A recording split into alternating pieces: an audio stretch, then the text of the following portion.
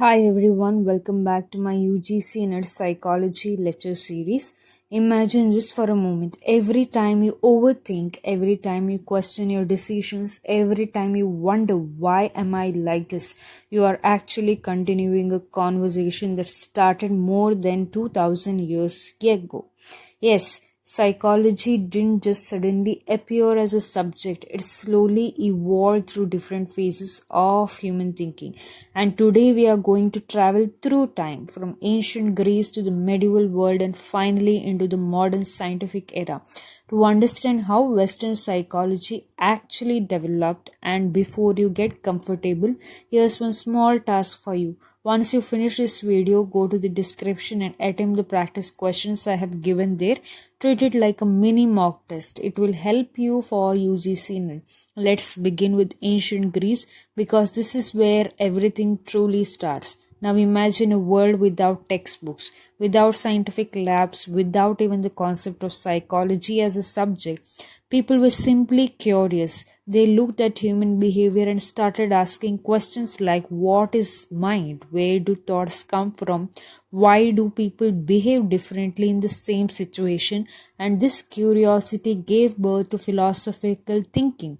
One of the earliest thinkers, Socrates, introduced the idea of introspection. He believed that the key to understanding life lies in knowing yourself. Even today, when you sit alone and reflect on your actions, like thinking, why did I react like that in an argument? You are unknowingly practicing Socratic introspection. It's fascinating how such an ancient idea is still part of our everyday mental life. Then comes Plato, who took things a step further and introduced the concept of dualism, the idea that the mind and body are two separate entities. Think about those moments when you tell yourself, I really need to study, but your body just refuses to cooperate and wants to sleep or scroll through your phone. That inner conflict you feel, that's exactly what Plato was trying to explain. For him, the mind belonged to a higher ideal world, while the body was part of the physical, imperfect world. But then his student, Aristotle, disagreed with him and proposed something very different. Aristotle believed in monism, that the mind and body are not separate but deeply connected. He emphasized observation and experience, which is actually very close to how modern psychology works. For example, when a child learns that touching fire causes pain and then avoids it in future, that learning comes from experience, not from some separate mind world. So if you really think about it, Greek thinkers laid the foundation. They didn't have experiments, but they gave us the questions and the direction. Now, as we move forward into the medieval period, things start to change quietly and dramatically. This period is often referred to as the Dark Ages, and for psychology, it was indeed a challenging time. The reason is simple: religion became the dominant force in explaining everything. Instead of asking why does behavior happen, people began to believe that everything is controlled by divine forces.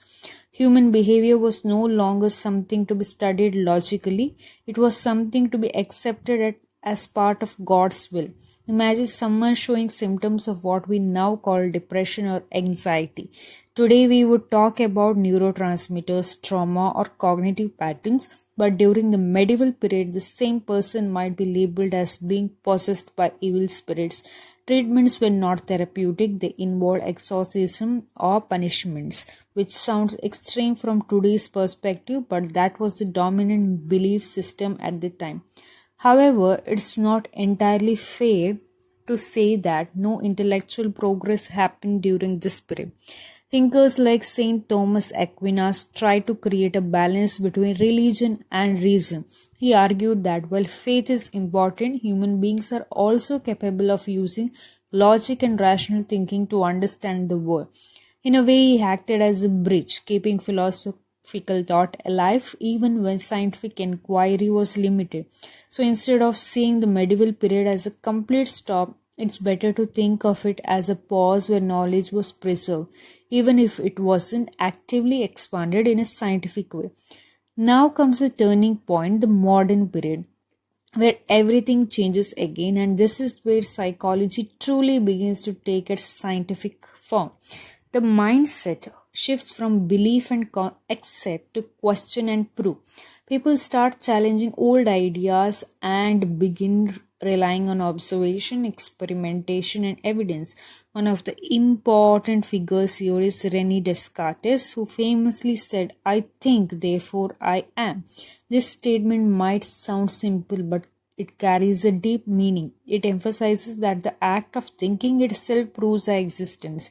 Descartes introduced the idea of mind-body dualism, but this time with a more scientific approach. For example, when you doubt something, the very act of doubting proves that your mind is active, and that's something you can be certain about.